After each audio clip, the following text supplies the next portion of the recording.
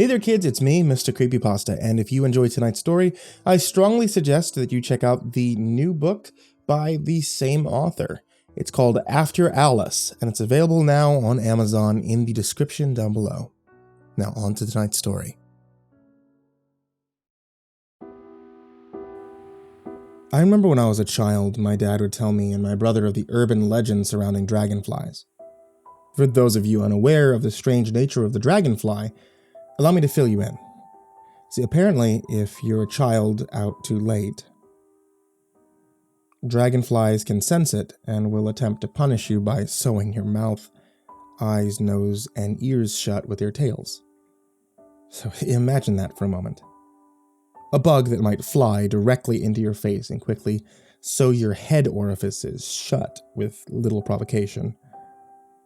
Walking through the woods or some overgrown field, you might happen to disturb a dragonfly perched atop a blade of long grass and have it attack you, leaving you blind, deaf, unable to scream, unable to breathe.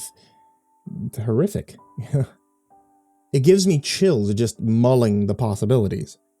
My big brother and I would always turn our noses up at this and frown. I mean, sure that our dad was telling us tall tales that made sure that we'd come home when the sun went down. That was it. Nothing more, nothing less. But our dad persisted and would go into graphic detail about some kid he'd gone to school with. My dad, when he was a child, my dad would go down to an empty lot often to find a group of neighboring kids.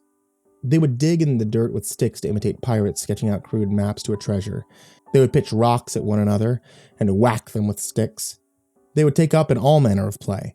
However, there was this one kid that no one ever invited to their deserted lot.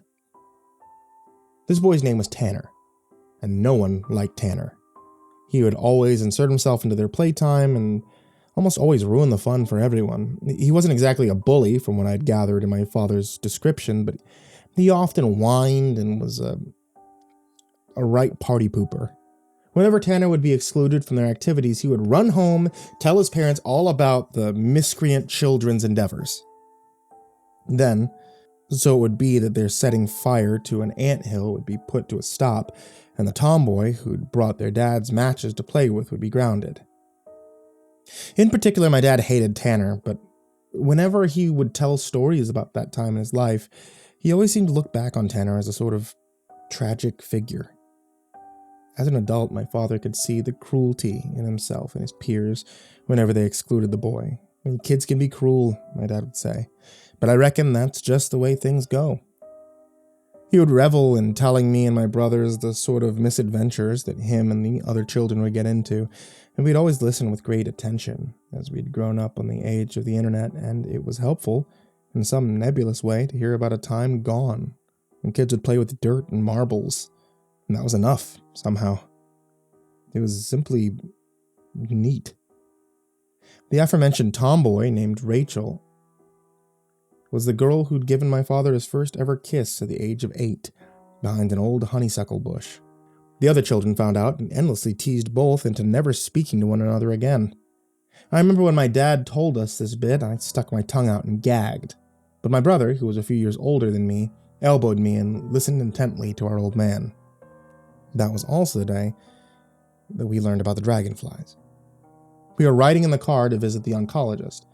Our mother sat in the driver's seat, maintaining eye contact with the road. Our father twisted in his seat to face me and my brother in the back, his bony frame and his bald head, tired eyes motioning as the story unfolded.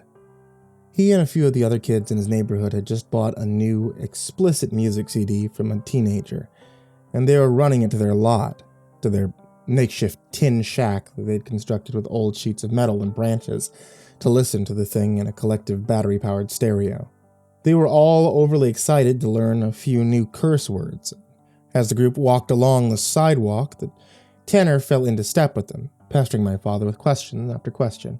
Where'd you get that? Why is that lady on the cover wearing no clothes? Where are you guys going? And finally, I'm going to tell my parents if you don't let me listen to it too. They had no choice but to let Tanner into their shack if he promised to shut his yap and not touch their stereo. Tanner protested, but ultimately agreed to this agreement. Quickly they settled into the furniture they'd scavenged from the nearby woods. An old stool, a moldy recliner, and a particle board table. They inserted the CD and powered it on, head-banging and dancing like little idiots. My father told this bit with his trademark smile, and even my mother in the driver's seat was cornered and had no other option but to grin solemnly. Gray. Of fucking, started my dad, but upon feeling my mother's tense her shoulder, he rephrased, of course, that rotten Tanner started skipping songs on the CD. My dad threw his hands up. Even after all these years, he was vividly upset with his child. That's when Dad started slapping Tanner's hand whenever it reached out for the silver button on the old stereo. The feeling in the shack was palpable and visceral. A fistfight was brewing, and every one of the children knew it. Finally, Tanner reached out again and skipped another song. My father slapped his hand, and Tanner, red in the face and teary-eyed, grabbed the square black box with speakers and held it over his head. Fine, Tanner screamed before slamming the thing against the dirt floor. It shattered, and the song died into a creaking sputter. The group had had enough and shoved Tanner from his clubhouse so that the little boy went head under feet and straight into the ground. Tanner began crying and slinging dirt into a frenzy, tossing it into their faces. You guys are nothing but a lot of bullies, you know that? All you ever do is pick on me, you bunch of jerks. He spat out a mouthful of dirt, wiping his dusty cheeks. My dad, not too proud of this recollection, jumped onto Tanner's back and sat on him. The other children followed suit and began sitting on the screaming boy. I can't breathe, he would shout. No one cared. They'd had enough of the brat. He began hyperventilating and kicking and punching.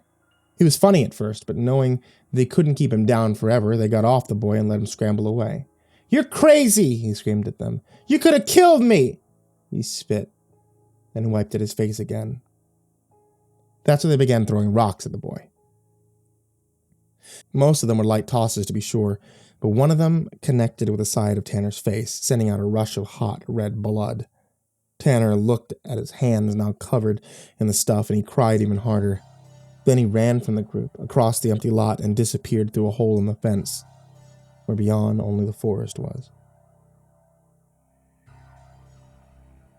And that was the last we saw of him, my dad said. None of us ever said anything about it, but I know we all felt bad about it. The police asked us a lot of questions the following day. Turns out he died in those woods. My parents stopped letting us go out to that lot after that. My dad sighed. And this was followed with a wet cough, quickly transforming into a gasp for air until his eyes were full of water and his hands were shaking. After regaining control of himself, he continued. Rumors spread that the dragonflies got him because he got lost. Couldn't get out of the woods before dark. My brother, wide-eyed, asked, Why did they say that? My father struggled. They said he was found with everything sewed up. He motioned with his bony index finger to emulate the motion of a dragonfly sewing his face shut. Noticing our small, horrified expressions, he put both hands over his chest, all crisscross, and closed his eyes with his tongue stuck out. It did extraordinarily little to lighten the mood. When our father died, my brother grew distant. Stopped playing with me, started hanging out with other teenagers while I still colored in my SpongeBob crayon book. I was left alone, confused by the whole world and always waiting for my dad to come home. I would tug on my brother's shirt, pleading to go do things like we used to, perhaps hoping to create adventures like the ones our dad told us of. I'd be met with a swift knuckle to the forearm. My arm would hang limp by my side for a brief second before tears pooled in my eyes. Mom, always the resilient type, withdrew emotionally, and it's only in retrospect that I'm aware that she was trying to hold herself together. I honestly believe that she thought she was doing the right thing, not wanting to destroy us all with her own grief. She worked, she cleaned, absently lived her life. That always makes me sad. This is what I remember. "I hate you!"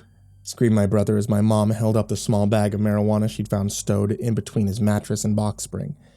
It was all so vivid. She'd confronted him in his troublemaking ways. I hid in the corner of the doorway to his bedroom. "Fuck this!" he said, shoving past her.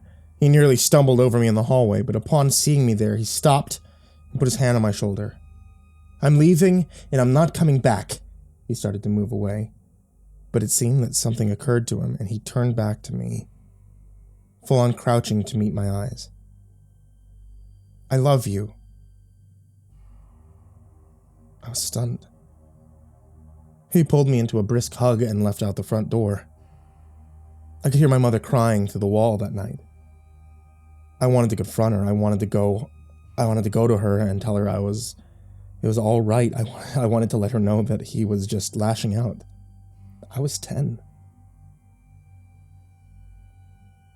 That night I crawled out of bed long after I was sure that Mom had gone to sleep. I crept through the house and into the living room, withdrawing an old photo album from the cabinet near the fireplace. It was covered in dust, and I laid it out over my lap as I sat in the armchair with my father's outline infinitely pressed into it. On the first page there was a happy family of 3. And the mother had a swollen belly beneath her sundress. She was giving the grinning man in the photo a smirk and eye roll as he snapped the photo. This was the park. The little boy there was forever posed in a laugh. I flipped through the photo album and watched the grinning man growing thinner and thinner. But the smile stayed the same. His smile was always there. It seemed that everything else around the mouth changed, including the people. The boy developed pimples and an icy, angsty stare. The mother's expression hardened into a stony resolve that broke my heart. The younger brother, no longer in his mother's womb, grew from a chubby baby into a round-faced boy with a confused look on his face. The man still smiled. As the pictures came to an end, the pimply boy, now a teen, wore all black and painted his fingernails. The mother stopped letting her hair fall into a frizzy, wavy mess, and instead opted to wrangle it into a tight ponytail to expose the deepening creases across her forehead. The round-faced boy looked at his father with admiration. The man smiled still. The last picture was of a water-eyed family, crowded across a slim man in a hospital bed. The man's skin clung to his skull, like the thin paper they wrap gourmet sandwiches in. The mother was pole-stiff next to the bed, looking directly into the camera, holding the man's fingers with a limp grasp. The teen's cheeks were stained with mascara. The round-faced boy stood next to his brother, looking at the tiles of the hospital floor. The man in the hospital bed pointed at his chest with one hand and held the other in a thumbs-up fashion. His bruised eyes expressed that he was not worried about the surgery. There was everything else around the mouth that changed. I shuffled the last photo out of its page and held it up to the first. In between, there was a story here that only we could know. All of a sudden, everything made sense to the confused-looking round-faced boy as he sat in his father's armchair. A sound clattered from across the kitchen, and I jumped, dropping the book onto the floor and pulling my scared feet underneath my bottom. After a moment of complete silence, I shifted from the chair and scampered across the living room floor to peek into the kitchen. The room was pitch black save the moonlight splashed in from the sliding glass door that led to the back patio. I could feel the blackness all around me like little bugs hissing in through my teeth. I smacked the light switch near the threshold and kept my eyes fixed at the glass door as the overhead bulb spit light into the patio. I could see something moving out there, something humanoid, shifting black against the kitchen light. I held my breath and slowly, deftly, I moved across the tiles. As I reached the glass door, I put my face against it, cupped my hands. Nothing. Then the dark figure sprang to life, smacking against the door and rattling it in its frame. I tumbled backwards, falling over one of the wooden kitchen chairs, scrambling to flee the monster. I trod across the room, hiding at the edge of the threshold, and turning to look back, and I saw a hand grasp the handle. The light shone. It was pale, and it had painted fingernails. I gasped, and I rushed back to the glass door, unlocking it, sliding it open. My brother fell into the kitchen. Face down, hands scrambling all around, feeling. His body contorted and clawed at his downturned face. I reached out to touch his shoulder, and he recoiled, turning to expose his face to me, and I let out a shrill, stiff cry. His mouth, eyes, nostril, and ears had been sewn shut in a tangle of thick black thread. He reached out for me, and I could see his cheeks turn purple and swell. He grabbed at my legs, and I backed away in terror, still screaming. And then he fell limp. I could hear my mother moving through the house. She stomped into the kitchen, obviously prepared to hand out disciplinary action. When she saw my brother lying lifeless on the kitchen tiles, she stopped dead in her tracks before springing into action, trying to shake him back into existence. We buried my brother, and we lived on, putting it away so that it's one of the things that we rarely withdraw and discuss. My mother softened after his death. We kept in touch. Whenever I visit, we talk about everything besides my dad and brother. As time goes on and her mind has started to slip away into oblivion, she opens more. The more recent time I joined her for dinner, she told me, be careful of the dragonflies.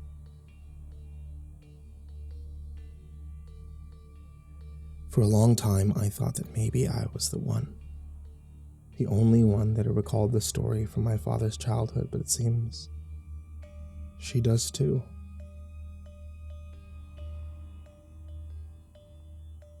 I miss them every day. And still, time's arrow marches forward. Now that I have children of my own, I tell them the story of Tanner and the dragonflies. I'm not quite the storyteller my dad once was, but I give it my best. And it scares them well. I hope it does.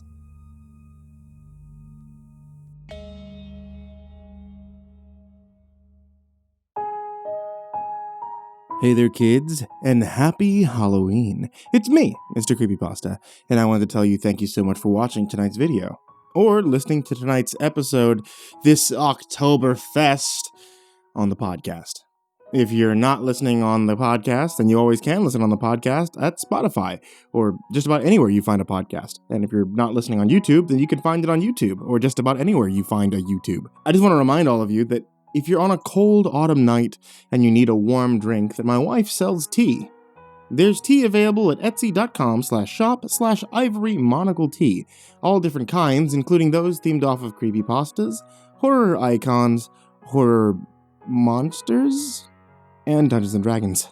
And if you order that creepypasta set with the Mr. Creepypasta's Dark and Stormy Night, the actual tea that I drink while recording these stories, probably about 60% of the time, then you can always ask for that MCP dabbing sticker instead of the classic channel icon sticker. And I get a kick out of it every time someone asks her to do that.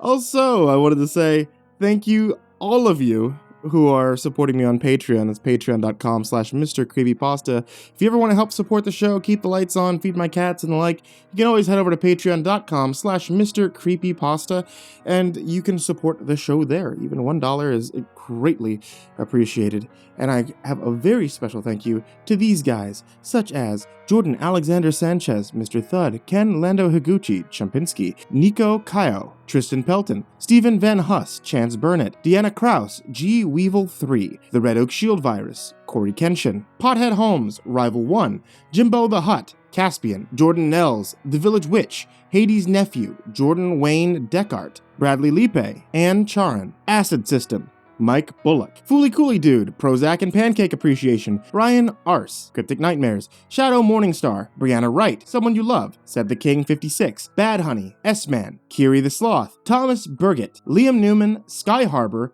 Caleb Dougal, Last Blade Song, Rafael Rodriguez, The Ginger Bros, and Aaron Stormcrow. And another thank you to all you guys who are in the description down below. Thank you guys so much for watching. Thank you all for listening. And I hope you all have a wonderfully happy Halloween. Sweet dreams.